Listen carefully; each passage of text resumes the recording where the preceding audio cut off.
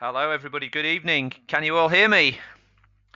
Um, we are coming live at you from Leeds, and you should be able to hear me loud and clear.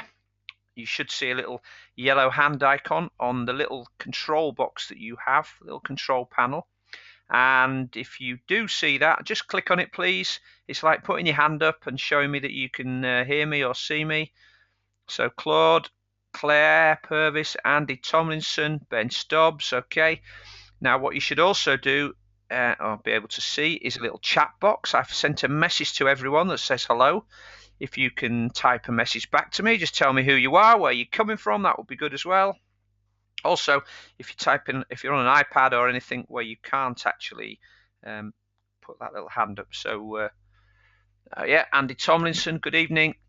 Yeah, Dronfield, Pete from Leicester, Ben from Northumberland, in Blythe, yeah, Dan Campbell. Okay, good. Pete from Preston, Pete Walsh. Okay, everyone, so that little box that you're typing in there, that's your question box. If you've got anything to ask me as we're going along, please do. But we've got loads to get through tonight, absolutely loads. If you don't know already, I'm going off to the Sahara Desert tomorrow to do the Marathon des Sables.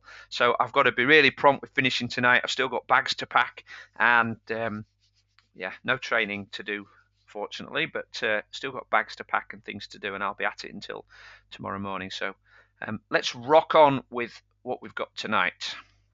So I'm recording this, and for those people who couldn't make it tonight, we will make it available. I should be able to make it available for you guys also that want to see it again. So let's get cracking. I may switch between screens a little here, so please excuse me if that happens. I've got two computers here, which allows me to move between various things. So let's rock on with this. So you guys are training for either the Outlaw Half or the Outlaw. If you've got any questions, just as I said, fire them at me. I'll take a minute to answer them as I go along. But we'll do all the questions. And of course, you did answer some questions when we set up the webinar, and I've got some answers for those as well tonight. So let's crack on with these slides. So you're training for the Outlaw or Outlaw Half. One's coming up at the end of May, if you didn't already know. That's the Outlaw Half. You guys are going to be swimming 1.2 miles, riding 56 miles, and running 13.5 or 13.1 miles. In July, late July, the Outlaws.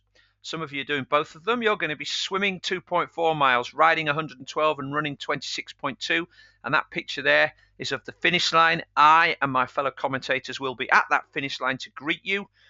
So you'll be outlaws by the time you get there. But before you get there, before you get to the summit, you have to climb the mountain.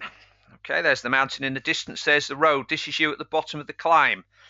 And tonight's webinar is all about how you can get to the summit, to the finish, or even get to the start line in one piece, because that's your first battle. You shouldn't even be, maybe think about the race, have it in the back of your mind, think about some goals, think about the distances you need to ride and the cutoffs, and then think about how you're going to get there and let that occupy your thoughts right at the front of your mind. I know some of you have got questions about some of the cutoffs and everything, but we'll cover that later. So here are the 4 key things I think you need to do to get to the Outlaw start on July the 26th or the Outlaw Half on May the 31st. First, you need to have a plan. You need to have a training plan. You need to stick to it. You need to have a plan on race day as well, but that will be the subject of another webinar coming up later on this year. And what I would say is, if you fail to plan, you plan to fail. It's an old cliche, I know, but it's very true. You can wing it to a certain extent. You might be able to wing it a little bit for the Outlaw Half if you have got previous experience. I would say that if you treat the Outlaw with disrespect and try and wing it, it will bite you in the bum. I know some of you have had queries and worries about your training and your plans, so we'll cover that tonight. The other thing is that in order to fit the training in, and I realize that some of you are housewives and you've got children and jobs. Most of you will have jobs. Most of you will have a challenge fitting all of this training in to your busy lives. And some of your questions have circulated around exactly how do you fit it in and what's enough and what should I be doing. You need to be committed. You need to be committed to this race. You need to be committed, and it needs to be all or nothing. It's a bit like being pregnant. Either you are or you aren't. So you're either in for this race and you're all in, or you're not in for it. In which case, if you think there's going to be any doubt about getting there, do the right thing for you. Instead of having that weight on your shoulders, pull out now. I spoke to a girl today who's pulled out. She registered she probably registered last year. She got in on time, but she's having problems with her knee, so she's pulled out now because she doesn't want to put herself under pressure. So if that sounds like you, then take a wise decision now. Give yourself the right amount of preparation. And you need to be consistent with your training. A little bit less volume done regularly is better than a hero training done once every couple of weeks followed by a bit of illness or injury. So you need to do the right training and you need to do it regularly to be consistent. Okay, if you do all that, we'll be seeing you on the start line. All right, so first thing, the planning. Team me, that's team you. It's the outlaw world where everyone is there to help you have the best possible race. Now, when you're training, you need to have these 4 things around you. You need to have your family on side. What about if I ask you to put your hands up if anyone entered this race without asking their partners? So you entered the race, and then a few months later or a few weeks later, you confess to your other half, hey, guess what? I've entered the outlaw or the outlaw half. So there's 1, 2, 3. Okay, I can see 3 honest people there. It might be more of a struggle for you to get support for them to help you out, carry the load, do some chores for you when you're out training, tidy up the house when it's your turn, take the kids to football or whatever when it's your turn. You've taken out a loan, a goodwill loan, and it will need to be repaid at some time. So that's what the post-race recovery is for. But you need people to support you. You need your family. Medical.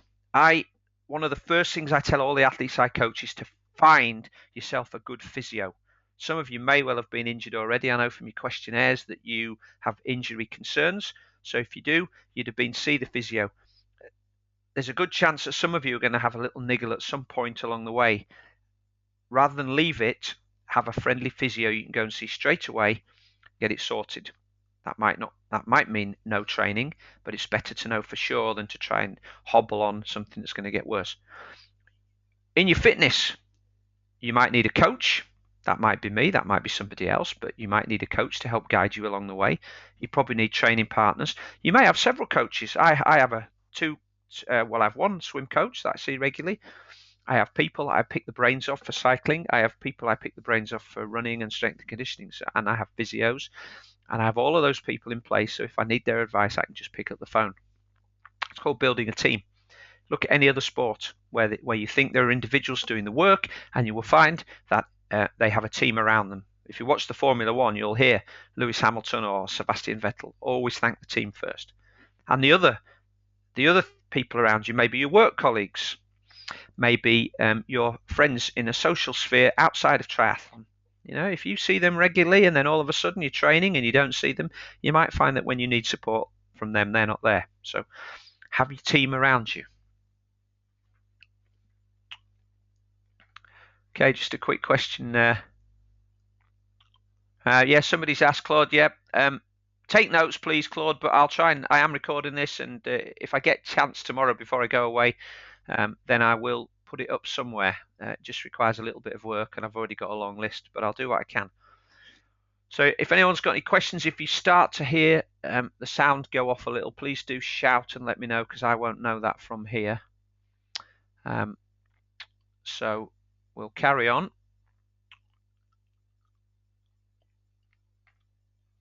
I need to...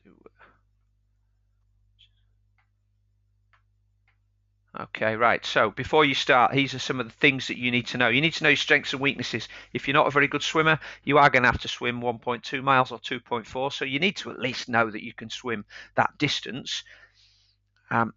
If you have a weakness based on racing in the heat or racing without a wetsuit, if it turned out to be racing out without a wetsuit, or if you didn't like the cold, if it was cold, then you need to know those strengths and weaknesses and you need to prepare for them. Mostly we're probably talking about your strengths and weaknesses as a swimmer, cyclist, or runner, but maybe you know that if you run more than 40 kilometers a week, you get injured. So that would be a weakness. That might be technique, it might be strength, it might be just poor training program. But that's something that happens to people when they step up the distance. So know your strengths and weaknesses and be honest. If you're poor at time management, or you're not very good at getting sleep in, or you're not very good at organising your day, then know about it now. You need to have clear goals. Most of you seem to have clear goals to finish. Some of you have clear goals to get under a certain time. If you have a time goal, what's that based on? If you've never done the Outlaw or the Outlaw half before, how do you know that you can go under 12 hours? Was it plucked out of thin air because Bob, that you know down the road and who you beat on every race, he did 12 hours, and because you've beaten him before, you know you can beat him? Let me tell you, if you've not done an Outlaw distance race before, that is not a basis for a time goal. Okay. Neither is doubling up your half Outlaw time, adding on 10% and thinking that will do. However, if you've done a race like this before on a similar course and you've done 12:10 and you think that with a little bit of extra effort and a bit of sharpening up on your diet you can go into 12 hours, then that's probably a good goal. Okay, once you have your goals, you need to have a training plan. Training plan needs to be based on your goals. So if you do have a sub 12-hour goal for Outlaw or sub 6 for Outlaw half, how's it made up? For instance, in Outlaw half, it might be a 30-minute swim. Or what would it be? Let's say it's a 45-minute swim, and it's a 3-hour cycle. That gives you 3 hours 45. So that gives us 2 hours 15 left to cover a half marathon. So if those were your time goals, not forgetting a bit of time in transition, then that's good. You'd want to be working out what sort of speed that would be, and then basing your some of your training on trying to achieve that. You need to have a backup plan. What happens if you get a puncture? What happens if you feel sick? What happens if you fall off your bike? Etc. And you need to have a race strategy. Now, that's something we will talk about again at a later date in another webinar, so I'm not going to spend too much time on that tonight. So we're going to move on. So these are some of the things that you told me from your seminar, from the little poll that I did, the questions I asked you when you signed up. In the order that you answered the questions and came up most, the majority of people, or the biggest concern that you had was to avoid injury. So that was your biggest challenge, getting there. So probably you are people who, this is you've probably been injured before. You may be one of those people I just mentioned that knows that when they run a certain amount that you get injured. So we'll talk about strength and conditioning and how that can help.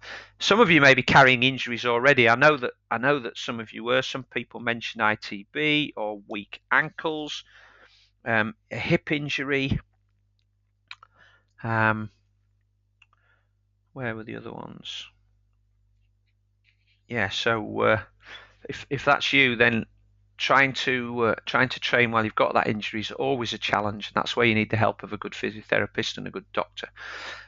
There were a few of you who mentioned that swimming was your biggest challenge. A lot of you mentioned that work-life balance, so fitting the training into an already busy life. I suppose coupled with that is time management, but that could be separate. It could be you might not have much to do in your life, but maybe even with little to do, you struggle to get to sessions on time. Some of you are having big challenges with training, and surprisingly, there were a number of people who were struggling with motivation. Now, motivation and lack of it is often a sign of overtraining or overstress. So, if that's you, you might want to look at the external factors outside of training that could be leading to you feeling demotivated. All right, so the balancing act, for those of you who were talking about training and how to fit it in, it isn't, and there were quite a few people who said, how much training should I be doing? Well, it's not how much training you can do. It's actually all about how much training you can recover from. One of my big things is sleep, for people to get enough sleep to help repair and recover.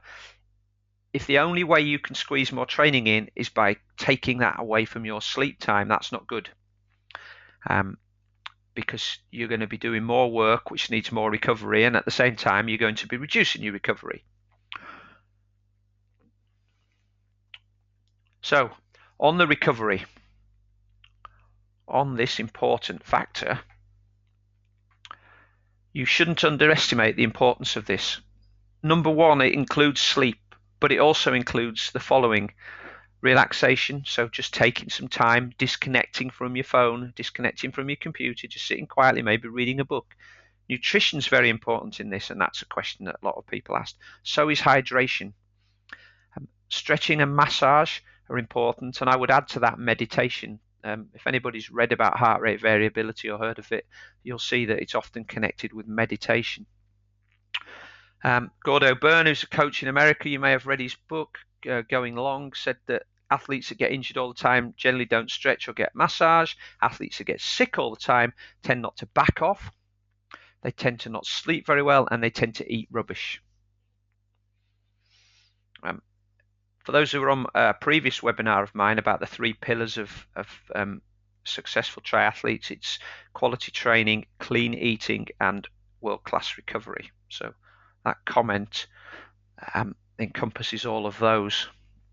Okay, so let's talk about recovery in detail. Now, I know that you wanted to talk about training, but honestly, most people think about training 60% of the time. They probably think about nutrition 25% of the time, and recovery really doesn't get a look in. Most people just go to bed, they never think about it. But what about maximizing your sleep? So how about investing in a great mattress? How about you guys just type into me into the box for me how much you spent on your mattress when you bought one. Okay, I can't see any. 400, 250, 200, 600. Any advance on 600? Going up, maybe. Okay. What do you think about? Okay, then. What about this question? What do you think about the idea of spending £2,000 or £3,000 on a mattress? Just tell me in a couple of sentences or a couple of words what you think about that. £2,000 on a mattress. What the fuck? Excuse my French. FML. Don't know that one. Wow. Oh yeah, I'd rather spend that on another bike. Mental. Okay. How about this then? You spend about, if you're getting enough sleep, you spend a third of your time in bed, a third of your life, because you've got to sleep every night. Okay. Let's say you get 6 hours sleep a night. That is 25% of your life. Okay. For the person who said I'd rather spend it on another bike, how many hours a week do you spend on your bike? 5, 6? You know, probably even Chris Froome only rides his bike 40 hours a week. That's less than 25%. We wouldn't bulk. Most of us are spending, or having a 20 grand car or a 30 grand car. Even a car that's relatively cheap on finance these days is going to cost you 200 or 300 quid a month. So that's £3.5 grand a year. But recovery and sleep tied to a great mattress. 2.5 grand's cheap, really, in terms of the benefits it gives you. And certainly, if you want to be a better athlete, you'd be better off spending that money on a mattress rather than on your bike, for sure. Anyway, fit blackout blinds, so it keeps the light out, particularly now the days are getting a bit longer. It's getting lighter earlier. Remove electronic items from the bedroom, so get rid of your TV, keep your computer out of there. Try not to read your iPad or your smartphone before you go to bed, or if you do, try and shield your eyes from the blue light by dimming the screen. If you have a partner and you sleep in a double bed, try having single duvets so that when one of you turns over, they're not wrestling the duvet off the other person. And if you can't invest in a great mattress, then invest in an average mattress and have some good pillows. Team Sky put a lot of attention into the sleep environments of their athletes when they're traveling. That's probably got something to do with their good results. Okay. So when you're racing, one of the important things is pacing at age group level. Outlaw race is about strength, not speed. The fastest athlete sounds wrong, but the fastest athlete didn't win in Hawaii last year. On paper, The fastest female athlete was Daniela Reef. She's raced in the Olympics. She races that sort of distance racing. But Mirinda Carfrae won. In the men's race, the winner wasn't the fastest runner. He was the guy who paced the day better, and he was the guy who was strongest on the day. In outlaw races, I can tell you that having speed, having pure leg speed, isn't necessarily that good. It's about strength. It's about being able to keep a good posture and keep going late on in the day. So I tell you this now because although we're not talking about racing just yet, pacing is something you want to learn during training so you can apply it during racing. So just remember when you are thinking that your running speed isn't enough and that you should be running faster than 5 minutes per kilometre. 5 minutes per kilometre equates to 3.5 hours for a marathon, and there aren't many people who could actually run that. So if you can start out at 5.5 minutes per kilometre and not slow down, then you'll do pretty well. All right, so for swimming is not the warm-up for the bike. Rather than ignoring swimming and spending your time on the bike and the run, because they're the biggest parts of the race, you should swim. If you're uncomfortable in the water, swimming more will help you to be more comfortable in there, and it will help you to deal with the swim. It'll also, if you spend more time in there, you become more efficient. It will help you to get out of the water having used less energy, and that will help you then to have a good bike. You do need to make sure you can cover the distance comfortably.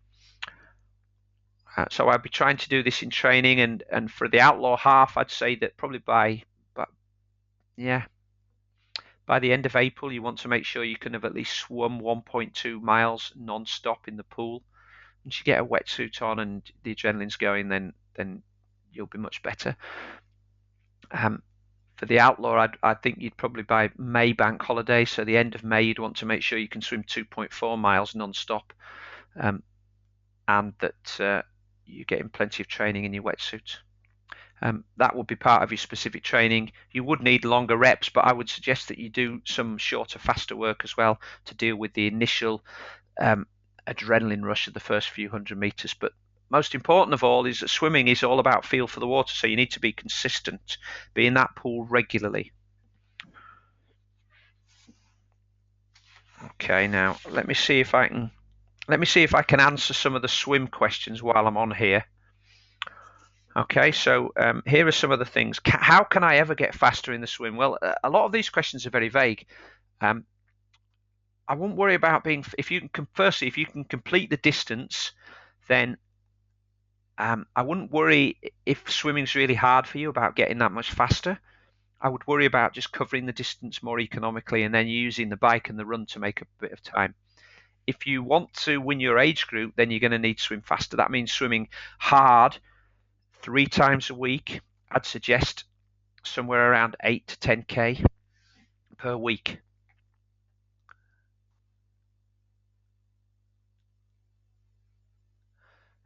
So I'm just trying to look and see if there's any questions here. Somebody put, it's not the mattress that affects my sleep, it's the children. Great. Okay, so if anyone's got any questions about the swim area, just wants me to clarify stuff, just post them into the question box, and I'll run through the questions that you guys put into your into the poll when you started. So how much time should I devote to my weakest discipline, swimming? Well, if it's a lot depends on how much time you have to train each week. I would say that you need to be swimming, and also it depends what event you're doing, but I'd say you need to be swimming at least twice a week. And if you're doing the outlaw half, which is 1900 meters, you need to be at least swimming 2k every session, so you know that you can swim at the distance broken up.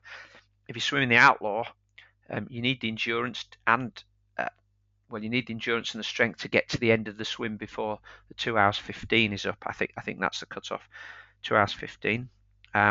So I'd be in the water at least twice, probably 3 times a week. Swimming technique, swim with a group, swim with a good coach, have some one-to-one, find a coach from Swim Smooth.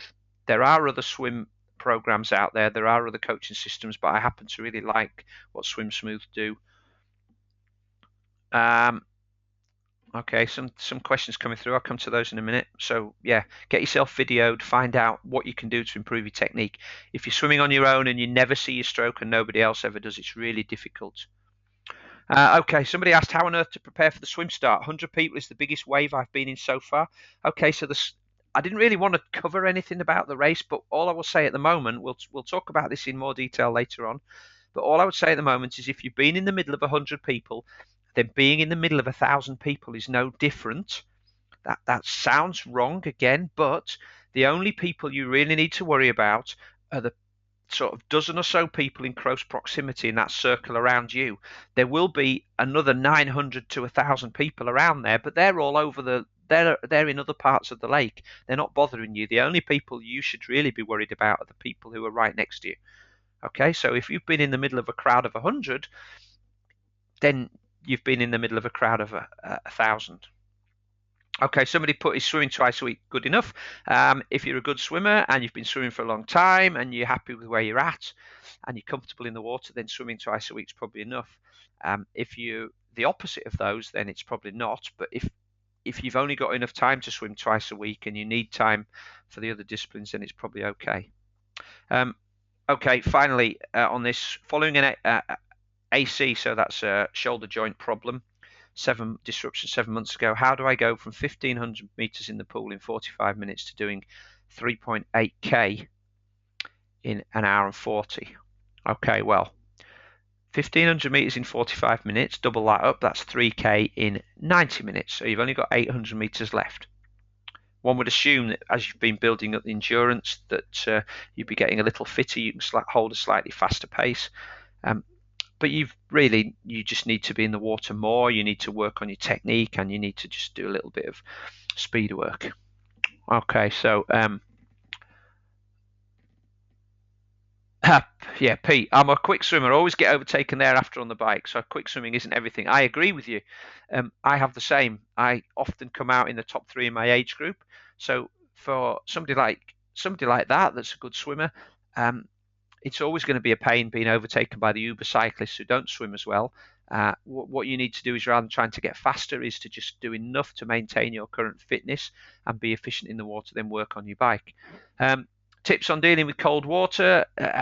You need to start immersing yourself in cold water as soon as you get the chance, a little bit at a time. You only need to do 5 minutes and gradually build up your acclimatization to it. But I wouldn't worry about the Outlaw swim. It's not going to be really cold in there. It's a shallow lake. It does have some running water through it, but it'll be reasonably warm because it's not that deep. Will wetsuit be optional? I'm not sure, Daniel. Probably. But particularly in a long race, I'd be wearing a wetsuit if I could. If everybody was non-wetsuit, then I wouldn't wear one. But if everyone was wetsuit, then non-wetsuit, then I'd prefer to wear that. Natasha, is 2 1.5 hour swims better than 3 1 hour swims a week? Actually, I'd say it's the other way around because you get more frequency. So if you swam Monday, Wednesday, Friday, or Tuesday, Thursday, Saturday, I'd like that. Claude, how hard should I kick my legs? A 2-beat kick, very gentle to keep your feet up, stop the drag. In a wetsuit, you can probably get away with not kicking, but if you don't kick and you don't have a easy 2-beat kick, your feet can drag and that can slow you down. I'm not sure, Andy, if there's been any non-wetsuits, but we did have one year when it got quite close. Okay, earplugs help me. Okay. All right, so we're moving on then. I've done all the questions on swimming, moving on quickly to the bike. So for those of you who are bikers, cycling is the biggest contributor to your race result. Bike volume has the biggest influence on finish time. So the more miles you do, the better your finish will be. Also, it has the biggest influence on your run time, because if you can ride a good 180k without getting injured, without getting too tired, you're going to run better. Now, the problem is for people who aren't particularly good swimmers, they often then like to try and impress on the race with their bike, and that can then lead to them riding too hard. So you need to be disciplined and controlled if you're not a particularly good swimmer. Just slowly work your way through the field rather than smashing it like a 100-mile time trial. Right now, it's not a problem if you're doing long rides in a group, but as you get close to the race, you want to be doing these as solo. You want to be doing them on your time trial bike. You should be riding, if you're doing the Outlaw half, you should be riding that time trial bike regularly now, or your race bike, so you're comfortable on it. It shouldn't be the sort of thing you bring out for a sunny day. It's a piece of metal. It'll wash. It's not going to fall apart if you ride it outdoors in bad weather. So get out on it now. Start getting comfortable on that bike. Biomechanically efficient. And then when it comes close to your race and the weather's a bit better, you want to be doing those long rides solo, and you want to be making sure that they're on flat course like the Outlaw, and that you are efficient at riding. You need to know what your race pace is. If you're aiming for a half Outlaw at 20 miles an hour, know what that feels like. Even if you have a Garmin or a power meter, they do sometimes stop working, particularly if it's been raining. The best bit of advice I would, after getting more riding in and working on your power to weight ratio, is to get a bike fit. Spend your money on that before you spend it on new wheels or sunglasses. You need to get the position right, not for time trialing, but for triathlon where you have to run afterwards. So it is a trade-off. You might not be as aero, but you'll be more comfortable. You could be super aero, but if you can't run afterwards, then what's the point? Okay, let's see if we've got any bike questions while we're on here. Anyone wanting to type any bike questions in, please do. We're going to move on now from the bike. Okay, actually, while you guys are thinking about any bike questions, I'll read out some of the questions here that I had about cycling. How can I increase my leg strength for the bike as I tend to run out of steam? Okay, well, leg strength, if you live in a hilly area, then just ride the hills more often, stay seated. If you run out of steam, it may not be a leg strength thing, it may be more of a pacing thing. So you might be going too fast too soon, it might be nutrition, so you're running out of energy. It may well be that you don't have the endurance, in which case you need to do longer rides. Would you recommend working on a turbo within a set heart rate zone for long rides, or going outside and trying to keep within the zones? I do a lot of my riding indoors. I don't do long rides. The longest ride I do on a turbo is 3 hours. That's probably the equivalent of 4 to 4.5 hours outside. At a certain point, you're going to have to get out there and ride, at least for your long ride. But during the race season, I still do a lot of my work on the turbo trainer. I use power, but if I didn't have power, I'd be using set heart rate zones. When I go outside, I'll be trying to keep to those zones, but I will be trying to keep within those zones. But again, learning what that feels like if my heart rate monitor packs in. How do I increase cycling speed while still logging long steady miles? Well, you do one long ride, which is really easy, and you just do some intervals. You probably want some high-end intervals, but I will be focusing on efforts of around 80 to 85% for 20 minutes. So you could do that outside on a long steady climb, or into a headwind if you live in a flat area, or you could get on the turbo and just bash out 2, 3, 4 20-minute intervals. Should I still be training on the bike in zone 2? Well, always very difficult for me to interpret what zones different people use. Zone 2, I suggest, is endurance. If all you do is train in the low intensity level, you'll just become a plodder. It'll just be long, steady distance. You do need to do some intervals. If you want to teach your body to handle higher paces and the lactic acid, then you need to do some intervals. And I would be doing those all year round, and I wouldn't ever stop them just because you're doing an Outlaw or an Outlaw half. Okay, questions. Heart rate zones during the ride. For half Outlaw, I would be around 80%, 75 to 80%. Unless you're really well conditioned and you're a good time trialer, you might be able to handle a bit more. For Outlaw, I'd be around 70%. It will feel easy on the Outlaw if you stay at that, but your legs will still get tired, but you want it to feel easy. Remember, it's not about having a great bike and a great run. The bike will feel, if you get it right and you have a good run, the bike will feel as though you could have gone faster. If you get it wrong, you'll feel like you went just at the right pace on the bike and you didn't leave enough for the run. Tell me I'm wrong on that when you cross the finish line having had a hard bike and a bad run. Okay, so any more questions on the bike there? I'm going to crack on with the running. So some people say running starts in the last 10 miles. That's probably very true. the first 16 miles need to feel easy. They won't, of course. Your legs will hurt. You'll have ridden for 6 or 7 hours if you're doing the Outlaw. You might have ridden for 2.5 to 3.5 to 4 hours in the Outlaw half. So you need to learn how to pace the bike. When you get off the bike, you need to know what your goal race pace is.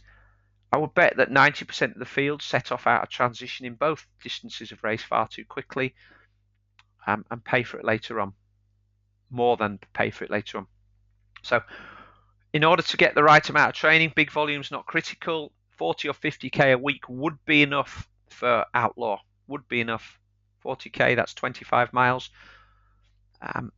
For Outlaw half, you could probably get away with 20 to 30k, maybe even 20k.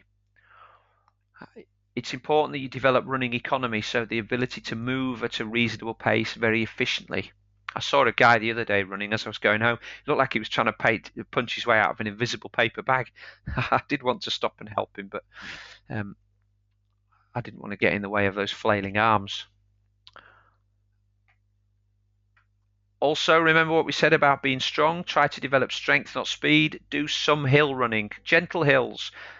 You only need to do 30 to 60-second intervals at around 80%, but you want a good technique. Then run long hills, run off-road, run on hilly courses. Leg strength and posture are amazingly well developed from running on that sort of terrain. But don't worry about speed too much. I hear people saying to me that they don't have enough speed, but you know, even if you're Freddie Van Leerd, even if you're Craig Alexander, you're going to run a 2:40 marathon. That's 6 minutes per mile pace. That's a good club standard for London Marathon. It's not fast running at this distance. It's about strength. Okay, and you are going to be running off the bike. You're going to be running off a long bike, so it's important for you to get used to it. Somebody did ask me a question actually about brick training, and they said, how should I be doing long brick training sessions? Well, I know people who do a 6-hour bike and a 2-hour run. That's an 8-hour day. That's an awful lot of training, and that sort of training means an awful lot of recovery. It might mean that you need 2 or 3 easy days, and well, that means you're missing out on training. So what I prefer to do is to alternate between a long bike, so 1 week a long bike, so Outlaw half, 2 to 3 to 4 hours, followed by a short run at goal race pace, so 20 to 30 minutes. Or on the other week, I would like to do a moderate bike, but at a high pace, so brisk pace, and get off that and do a long run. So it would be for Outlaw, it would be a 5 or 6 hour ride. That'd be the first weekend, 5 or 6 hours, followed by 30 minutes. For the short ride, it will be 2 to 3 hours, quite brisk, making sure your legs are tired, and then doing a 1.5 to 2 hour run. For Outlaw half, it would be a 1.5 hour ride, maybe on the turbo, and followed by a 60-minute run. Okay. So that was somebody else said, how best to brick train? Would you try to complete full distance discipline training prior to the event? Okay, well, I would. If you're really worried about, having if you really want the confidence in knowing you can finish the distances, why not do your event distances over 3 days? So if it's the Outlaw half, you could get to an 8-day holiday at the beginning of April and do 1.2 kilometers, 2 miles Friday, 6-mile bike Saturday, and a 13-mile run and walk on the Sunday. You can follow similar to the Outlaw probably in early June. Okay, let's see a question coming through here about running. If not. Okay, can you still hear me?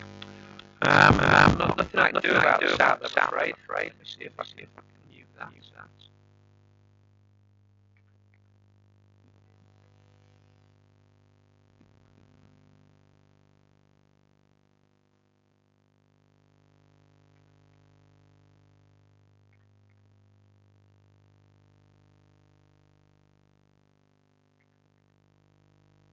Any better? I've gone and I've come back. Can everybody hear me? No. Well, you must be able to hear me. Sound is terrible. It must be the internet. better-ish, like a dial it just as bad. Get feedback, it's echoing. Not sure what to do about this. Let's see if we can turn the sound down a bit there. Any good? Any good? Echoing, awful. Just going to unplug these speakers and see if we can. Hello, back now. Tell me if that's working. Okay, right, good. Okay, we're back. So, let's just have a look at some of the questions that I had about running. Okay, running races, yeah. If it makes you feel good, running races. If you like running, sportives as well. So lead-up events, I don't mind those. Sportives, and then a little bit of a run afterwards. Good way to get along biking. How to improve run performance without increasing run volume? Well, I'd be doing, my favourite is either a hill run or a tempo run. So tempo would be about half marathon pace, and you'd probably want to run that for starting off at 30 to 40 minutes and gradually increasing to holding half marathon pace for maybe 7 or 8 miles. Only needs to be around 85% max heart rate. Run training strategy 3 times a week to minimize injury risk. First long distance try, longest run is 13 miles in 1:40. Okay, well that's okay. One of the things that we've been doing to train for marathon disable is running and walking. And I've really enjoyed that. The thing about long distance events is that nobody ever really stops running in an Ironman or an Outlaw or a half Outlaw because they are out of breath. They stop running because their legs hurt. That's about leg fitness. Leg fitness can be developed by walking and running for long periods of time. So as I said, for marathon disable, we've been doing 3 or 4 hours out, running for 2 minutes and walking for 2 minutes. Or if it's a hilly route, we run the downhills. We alternate running and walking on the flats, and we walk up hills. And that's been really good for building our leg strength and endurance, carrying a pack as well. So that's one way to minimize injury. Often injury comes about because people are doing too many miles or because the technique's poor, and that really shows through on running far more than it does on cycling or swimming. Advice on run training: have an injury problem 3 months before the race. Well, without knowing the situation, it's very difficult to give advice, but what I have found is that often athletes get injured when they ramp up the training, which probably would be 3 months before the race. So be very careful about how you increase what you do, and be steady about it, and be careful what you do. Okay, how do I ensure I run faster off the bike? Well, maybe go easier on the bike. I was fine last year until about 3 to 4 miles in, then my legs went. So that's probably to do with pacing on the bike. You went too fast, or your nutrition on the bike wasn't as good as it could have been. Currently running 50, 60k per week. How does this compare to athletes who finish in around 10 hours? Probably right, but what I would say about that is your training should be about what you can do, what you can cope with based on your injury history, or what you can cope with in terms of the amount of time you have, not what other people are doing. They may have a longer history, they may have more time, they may be younger, there's all sorts of reasons why they may be different to you. So 50 to 60k a week sounds like good running to me. That's 35 miles, that's fine. Other questions then. I have limited time. Is it best to do a long run or a short run off the bike? Well, I think I answered that one previously about alternating different weeks.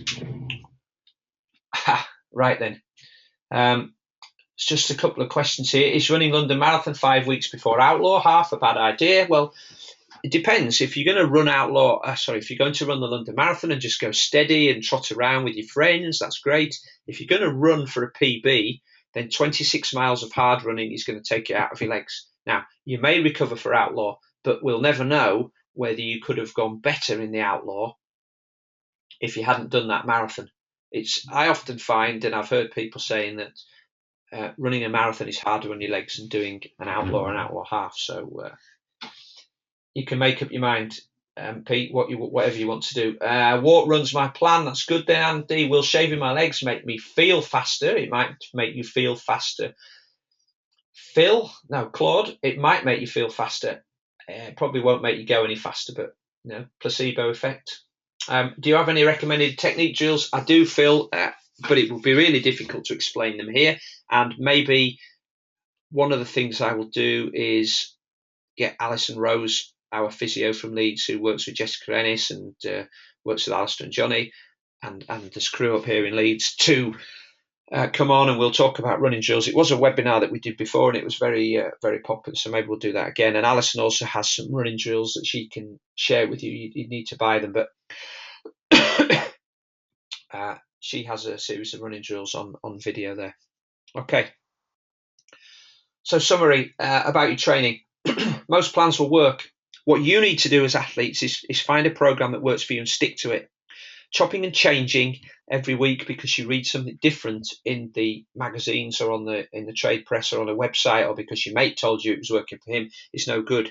You need to be able to do the training and then do a little race or an event and see after that whether it really works.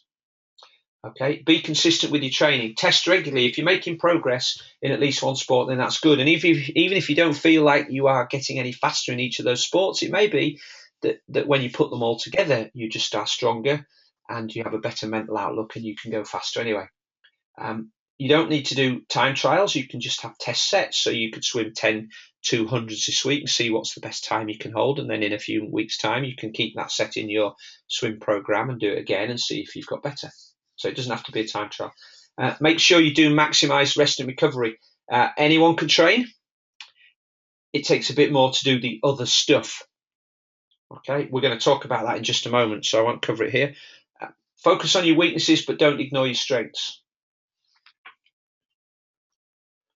Okay, right. Here's the other stuff then I talked about. Strength training is vital if you want to avoid injury. I'd be recommending 2 times 30-minute sessions each week. Is there anybody, if you don't do any strength training, do you want to just tell me? Actually just write it, just type in yes or no if you do strength training at the moment. While we're doing that, I'll talk about some of the stuff you can do. Strength training doesn't mean lifting heavy weights. It could just be doing balance maneuvers, doing stuff to help your glutes. I do a little 4-minute glute plan every 2 days, which helps to just stabilize, keep my hips stable when I'm running. It means that my running gait doesn't change when I get tired. It helps me avoid calf injuries and Achilles problems. So no, no, yes, no, no, yes, no. Okay. Yoga and Pilates, right? Yoga and Pilates are good, but I don't consider them really to be strength training because a lot of them aren't progressive, so they don't challenge you week in and week out. But I would still do, particularly yoga, I would still do that regularly. Okay, Claire. Insanity DVD, yeah, maybe good if you want a 6-pack. Not sure how that fits in with triathlon. Claire, I find it hard to fit in. Yeah, that is a common reason for people not doing it. However, if I said to you that by not doing it you were leaving yourself open to injury, and that by doing it you would minimize your risk of injury and therefore be more consistent, would that help? Or if I said that all you needed to do was to take 10 or 15 minutes off your bike and run sessions each week and do a little bit of strength training, some balance work, some TheraBand work, some lunging and some core work for 15 minutes, would that help? It would, Claire. That's a result then. I wish I was a politician. I could go around and get people to vote for me that easily. That would be great. Sorry, Claire, your husband's just written something really funny. You'll have to ask him what he said. That's excellent. I think that's called time management. Okay. So yeah, you need to monitor your training and recovery closely. There might be times when you're getting tired and you've got a session coming up and you aren't sure whether you should be doing it. If you're really tired and you're feeling, I don't really want to go to this, and you're lacking a bit of motivation, take the day off, get some rest, have a pizza, a glass of wine, start again tomorrow. But be prepared to change or miss a session if necessary. One day miss now might avoid you missing a week or 2 later on. Okay, nutrition. So we had a lot of questions on nutrition. Here are some of them. Actually, let's see if I answer them first by this, right? If you've got questions on nutrition, type them in for me. Oops, I think I've opened a can of worms there between husband and wife. Things to bear in mind. Nutrition can make about 3 to 5% difference in the value of your training. So rather than doing the standard triathlete thing and saying, I'm just going to do more training, why not do the same training but try to get more out of it by improving the nutrition? For those of you doing Outlaw half, I would say that if you've got weight to lose, now isn't a particularly good time, because you'll be ramping the training up with 2 months to go. And what you don't want to be doing is compromising on calories at that point. Otherwise, you'll struggle to recover. You might find that as you ramp the training up, and if you can eat clean by following some of the rules I'm going to give you in a minute, the weight will drop off anyway. Those of you doing the Outlaw, you could probably still be reducing calories, but the same rule applies to you once we get into mid to late May. However, don't just cut calories for weight loss. Remember that food is all about fueling, and it is all about helping the body to repair. When you do that, it works more effectively and more efficiently. You'll start to perform better, you'll start to feel better, and weight loss will happen on its own anyway. Follow these 3 rules: moderation, wholesomeness, and variety, and you won't go far wrong. Eat healthily. Don't get too hung up on being a saint, though. You can have a bit of chocolate, you can have a pizza every now and again, you can drink wine or beer. It's when you do that every night that you get into trouble. Okay, I'm not a nutritionist. I can give you nutritional advice, but if you have any special requirements, I'm not particularly good with vegetarian or vegan nutrition.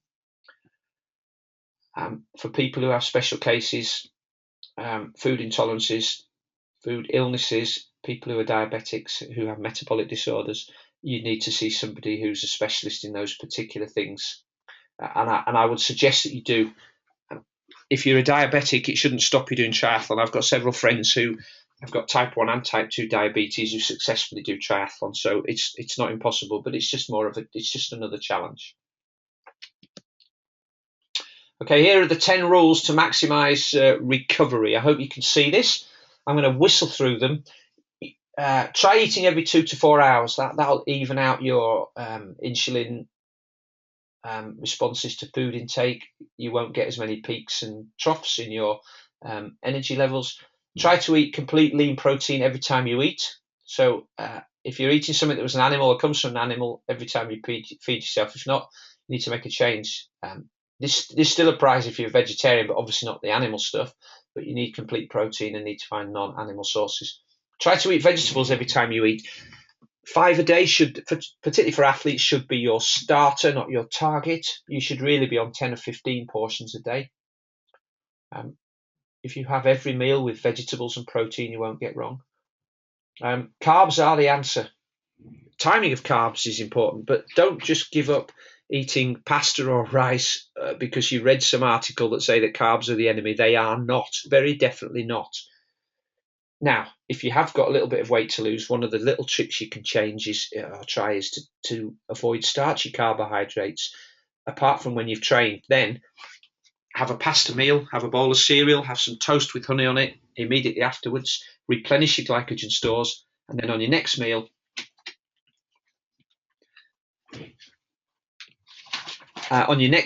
then you could probably just have protein and vegetables. So let's say on Sunday you went out for a long bike ride in the morning, you came back from your long bike ride, you had a pasta meal there, so pasta and tuna pasta with tomato sauce or something, you topped up on all the glycogen stores.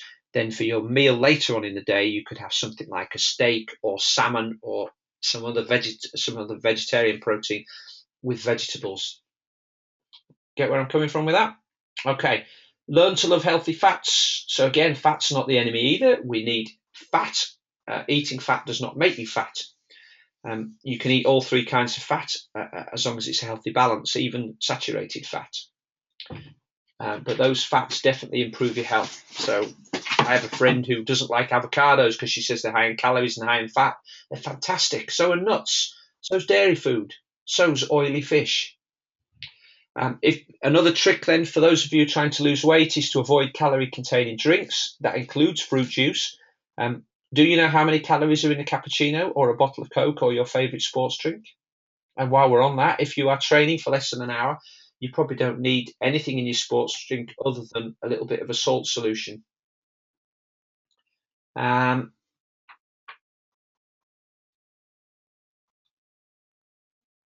Recovery shakes. Well, if you've got no alternative, then recovery shakes are fine. But here's something you could try, which is a lot cheaper: pint of milk with some chocolate powder in. Just take that along, mix it up, keep it in a little freezer bag, and Bob's your uncle. Probably cheaper than a protein shake, and just as good for you. Back to the 10 rules then. Number 7, focus on whole foods. So just learn to cook. I have a friend, he's a performance nutritionist. He's head of performance nutrition for English Institute of Sport. He says he loves Jamie Oliver, and people wrinkle their noses and roll their eyes and shake their head when he says that. But you know what? He says in return, Jamie Oliver teaches people how to cook food. They cook food using real ingredients. They don't open a packet, take something out of a carton, and put it in the oven and leave it there for half an hour. So if you're cooking real food, you're probably 75% of the way there to getting a great diet. So think on next time you're criticising Jamie Oliver. 10% foods, that's the moderation bit. You know, it's okay to relax your food regime sometimes. If you want to be good at your nutrition, you really need to plan in advance. You need to plan the shopping list. You need to plan a weekly menu. You need to make sure you only get what's on the list when you go shopping. You need to make sure you prepare your food in advance by setting time aside. These are the reasons why people don't eat properly generally, because they say they don't have time, but then they spend the time on the phone or, on Facebook or watching the TV or, slobbing out when they should be doing some little chores. Finally, you've got a balanced daily food choices, so you've got healthy variety. You need to have a range of meals that you can use. Can you guys still hear me? I've got a message here saying that sound's not very good. You just send me a message and tell me. Yeah, okay, good, thanks. Okay, so that's the 10 rules. Let's go back. Just some of the things that people had asked about nutrition. Okay, so I've given you some tips there. Somebody wants to lose weight but still have energy to do the job. What food nutrition will benefit me most? I think we've covered that. Getting nutrition right, I think we've covered that. How much should I be eating on an average day? Very difficult. Calories are always like random number generators. How many calories you're burning in a session as judged by your Garmin or Polar or something else, the treadmill that doesn't know your body weight or size, etc. Generally, I'd say if you've got enough energy to do your training sessions, if you're not feeling hungry all the time, if you're reasonably lean and your clothes aren't dropping off you or you're not gaining weight massively, then you're probably eating about right. If you want to lose a bit of weight, just follow the rules I've just mentioned. And if you really need to start cutting calories, just put your food on a plate and then just take a couple of servings off. If you really want to gain weight, then add a few more carbohydrates in there and some protein. But your body weight isn't really a good judge either on a daily basis, because that often contains a lot of transient food, and if you've eaten some bread or a pizza, that helps to store more water, so there's a lot more hydration in there. How to manage nutrition and what should I be aiming for with it? So we just talked there. Follow those rules, aim to perform for your body to perform better, then you'll feel better, then you'll look better. Training's going well, but eating rubbish and struggling with gels give me the cramps. Okay, well, don't use gels then. Try using something else, but try eating just good foods. How can I lose weight to help me run better? Well, I think I've probably given you some tips there, but a lot of the time it's just about saying no. No idea how to go about nutrition and training and racing right. Well, you've got lots of days to train before the race. If there's 15 weeks, that's 100 days or just over. So 100 days of eating well versus 1 day. Let's focus on what you're doing every day first before we talk about race nutrition. You got to get to the race in good shape. Okay, any more questions on nutrition? I did have one question there. Somebody just said the answer to that person wanting to train alone or together with friends as part of prep. If you're different, Fiona and I train for the same races often, maybe at least once or twice a year. We often don't train together. Fiona has different skills to me. She can get head down and race and nearly catches me up, but when we're training, she's often not the same pace as me. One of us will get frustrated most training sessions, so we do a lot of our workouts on our own. Long, easy runs, steady bikes, that's fine. But if you've got intervals to be doing, do them on your own. Make sure you can both get something out of it. Okay, what haven't I covered on this? There's some other stuff that I have here. Right, I'm going to race through these very quickly because we're running up against the clock. But I want you to know that I will be covering these in more detail in future presentations. So if you want more detail on them, come back for the next webinars and make sure you do. They're not always going to be recorded and made available. So next question, nutrition we'll be talking about for the race. Make sure you practice what you use on race. Could you lose any body fat? Make sure you eat and drink on the bike during the race. Make sure you calculate your energy requirements in advance. Consult a nutritionist if you don't know what you're doing. Know what the organisers supply. It's likely to be high five, but I don't know what yet, and that's something that you will need to ask one step beyond. And think about how you might use special needs bags. There were lots of questions about fueling on the race, water stations, aid stations, what should I be eating, race fueling, pre-race fueling, race nutrition. That is a special subject all on its own we will be talking about. Okay, race week. Whatever you do now, now's a good time to plan race week. So you shouldn't be afraid of tapering. You'll need to taper. We'll do a special webinar just on tapering. If you're planning your travel now, I would arrange to get to Nottingham early. So if you're racing Outlaw half, turn up on Saturday afternoon if you live locally. If you don't, then turn up on Friday. Give yourself Saturday to chill out, watch the races going on, go somewhere else, but don't try and battle your way through the traffic on Saturday afternoon, get there late and then find you need something to do with your bike because it'll be too late. Make sure you plan to stay off your feet unless you're training, stay hydrated, don't worry about other athletes. On race day, 3 things likely to affect your performance: pace judgment, starting too fast, running out of steam; nutrition, not consuming enough on the bike, running out of gas; psychology, you're not mentally tough enough to deal with the voices in your head or to deal with the discomfort. So all of those 3 things you should be working on during training. Okay, on race day, you should have a plan and then stick to your plan, whatever, but make sure you have a plan B. The army or the military say no plan ever survives first contact with the enemy. The enemy in this case, your enemy, is the race. So you can have this wonderful plan and then you get kicked in the face, your goggles come off at the beginning of the swim and your plan's in tatters, or you have a great swim but you get to your bike and your Garmin's stop working and you don't know how to pace it, or you go over a speed bump, of which there are some, and your water bottles fall out and you don't have any nutrition. So plan, and have a backup plan. Stick to your backup plan. Make sure you pace yourself because it's a long day. Keep smiling and remember that nutrition can and will make the difference. Okay. But don't forget, right now, before you start investing in tri-kit, right? Triathletes, what extra training can I do to get fitter? What tri-kit can I invest in to make me faster? But think differently. If you want a different result, think about how you can spend your money without investing it on expensive tri-kit. So we talked about the mattress. The benefits of having a good mattress and a good night's sleep are many-fold times better than buying a pair of aero wheels. Yes, I know a new mattress doesn't look that sexy and you can't haul it along to Home Pierpont with you to show everybody just how good you were. Buy a new mattress. Have a regular massage. Buy yourself a foam roller. Try sleeping a bit more. Eat the best foods you can afford. It won't just help you with your fitness, it will be an investment in your health now and for later in your life. Use a juicer as a way of supplementing. Don't use it as a substitute for vegetables, but use it as a way of getting more in. Get yourself a coach. Yeah, I am a coach. I'm giving you this webinar. There is no pitch coming after this, by the way, so you don't have to stay on and see what product I have for you this week. If it's not me, I don't care. Honestly, I'd rather you had a coach and got to the finish line. I am busy. In fact, I'm full up. We have other coaches, but just find yourself a coach who can help you and learn to manage your time better. Okay, right. Let's see what questions I hadn't answered. When to start the taper? 3-4 weeks out from the Outlaw.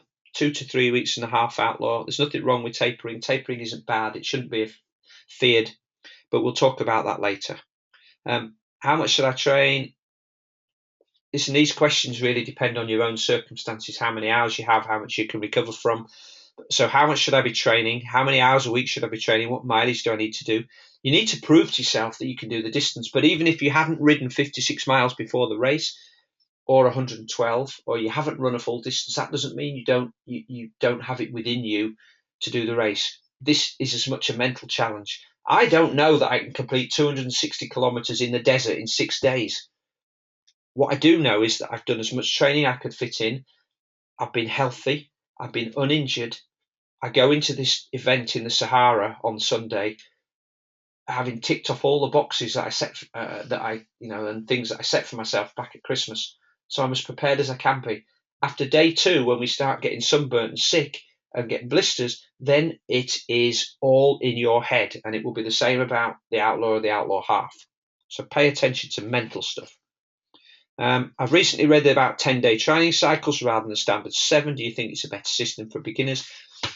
Listen, I have athletes who do 2 hard weeks and 1 easy week. I have athletes who have a whole bunch of training, hard, easy, off days, holidays within a 5-week period because it's for a shift. I have one guy who does 10 days and 4 days because that fits perfectly with him when he sees his kids because he's separated from his wife. I've had athletes doing 3 hard weeks and 1 easy week. I have a guy who's in his 60s where we're just experimenting with doing 7 days harder and 7 days easier. I don't think any system's better than the other on paper. I think what's best for you is a system that fits with your life and your lifestyle. How can I make the best use of my limited time? I did a series of blogs on time-crunched athletes, so you can go to my website, thetriathloncoach.com, and find those. But I would say that if you've got limited time, you need to have planned in advance what you're doing, have a structure, make sure that when you go to your training session, you get straight into it. You don't spend time wasted looking for a structured plan. You've already got it there written down. You don't waste any time talking to people and just watching the seconds tick away. Just make the most of every second that you've got. Be great with your time management, plan your day better, and ring fence training sessions so that they don't get interrupted by phone calls or appointments. With a very busy work and family lifestyle, how much training is enough to be able to finish? Right, well, I reckon you could probably finish the Outlaw half on 6 to 7 hours training a week. I reckon you could probably finish the Outlaw full on averaging 9 to 10 hours a week, maybe even less. But again, it depends on your circumstances, your history, your mental approach. But there's one sure fact is you've got to do what you can fit in. Am I training right or too much? How long's a piece of string? Sorry, I can't answer that one very well. If you're training too much, you'll be tired, you'll be irritable, all those things. So never possible to know whether you're training right, but you can tell whether you're training too much. What can I complete before to know I can do the distance? So I think we talked about that one a little while ago. What amount of training is required? I think we've just done that one. Let's see if there's any more final questions. Can a training break for up to 2 weeks be a problem? If you don't do any training for 2 weeks, you will lose some fitness. If you've been ill, then it was unavoidable and you had no choice. If you've been injured, then could you train around it? Possibly. If you've gone off on holiday to go skiing or scuba diving, at least you're being active. So it all depends what the 2 weeks up was. Here we go. Then this is the next one. I'm doing a hilly Ironman event 1 month before the Outlaw. Any tips for recovery? Right. It's almost impossible to recover from an Ironman and get ready for another one in a month properly. It's certainly going to be impossible to boost your fitness beyond the first Ironman. So what you've got to make sure you do is you have to have all your fitness in place by the race that's going to be at the end of June. Then, depending on where that race is, you need to avoid the alcohol after the race. You need to make sure you get your compression stuff on. You need to make sure you start eating exactly as I described. Eating clean as soon as you finish the race. Get off the junk food. You might feel like a cup full English breakfast the day after, but get off the junk food as quick as possible. Avoid celebrations. Avoid alcohol. Get rehydrated as much as possible. Start moving around in that first week. Start doing a little bit more in the second week. Maybe in the third week you could up the distances, but then you're going to have to be easing off again. So you're really just trying to do enough to get moving again. Not very much, to be honest. And if you're going to smash that, hilly Ironman race, then that's going to need more recovery. So other ways to improve your recovery after a race are to keep an eye on what you do beforehand. So you could be minimize the stress before your event. Have a really good taper before your event. Make sure that the race doesn't take too much out of you. So even if you're going hard, make sure you stay hydrated and you have proper nutrition. Okay, if it's a really hot day, if it's a really tough day, that will take longer to recover. Keeps us going in. Yeah. So a lot depends on a whole load of things, but it sounds like you've entered it already, so it's not ideal, but try to make the most of what you're doing. Okay. Last final questions then here. How to deal with poor water quality? I would say, well, if you're on the call, just tell me what you thought was poor water quality, because I can tell you that the water at Home Pierpont will be tested 3 or 4 times a day in the weeks before the event, and it was tested last year. I saw the results. The water quality at Home Pierpont is excellent. They have lots of people doing water sports events there, and what they don't want is them getting ill if they fall in or if they get water in their face. So the water quality is good. Is it better to carry the hip injury I have and continue to train, or rest as the doctor has recommended? If you're on the line, perhaps you could just tell me why you would ignore the doctor. If the doctor suggested that rest is good, he's probably said that for a reason. If you're sensible, what you do is you go and see your GP regularly and you train him to understand what you do, and at least, or a physio, and at least give you ideas of how you can train around that injury. But if it's a surgeon that said stop training, he's more qualified and more credible than I am, so I'd be listening to him. But anyway, if you're on, please type in what made you want to ignore the doctor, other than the fact that you've got a race coming up. Okay, couple of little things here. After training or racing, I'd go dizzy, then get a headache. Could be nutrition, could be hydration, could be lots of other things as well. If it keeps happening regularly, then I would see a doctor. How am I going to carry enough food on the bike when I suffer low blood sugar and low blood pressure? I usually have to eat every 20 minutes. It's a challenge. That's something I probably need to speak with you more often. But I mean, the body can only process so many calories an hour, probably about 300. So you can eat more food than that, but it'll just be sitting in your stomach, sloshing around, waiting for its time to be digested. So you can carry that. We will have special needs stations as well, where you can store some extra food. Get a bento box on the front of your bike. Get some pockets in your jersey. Carry a bum bag around your waist with some little snacks in. All sorts of little things. How to combat pre-race nerves? Well, I can guarantee that everybody, I've seen athletes at the Olympics, I've seen athletes before Ironman races, nervous as hell. I can tell you, Chrissy used to look like a scared rabbit before Hawaii.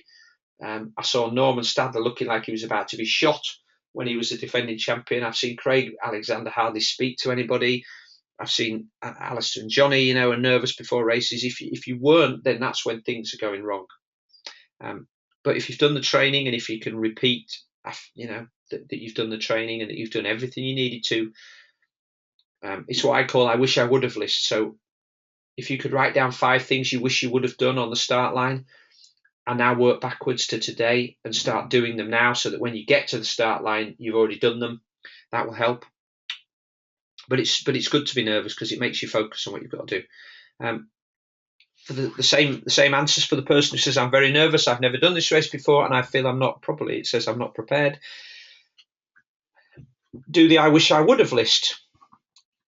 and what things would you wish you'd have done looking back, and then make sure you do them, so that when you get to race day, you want to be making sure that there's nothing that you would rather have done, that you could have done, that every stone has been turned over and you've done everything that was underneath it. There's a fear factor. Somebody said, I don't want to disappoint my family who come to support, or disappointing myself. First thing is, in order to avoid disappointing yourself, don't have unrealistic goals. If it's your first outlaw event or your first outlaw half, setting yourself an unrealistic goal that's unrealistic because you've no experience at this event, or it's you're expecting to hit a PB an hour or two faster than you've done before, or you're expecting to finish in the top 3 when you've really only ever done a 6-hour half Ironman or an 11-hour outlaw. So don't set unrealistic goals. If it's your first one, the goal of finishing is enough.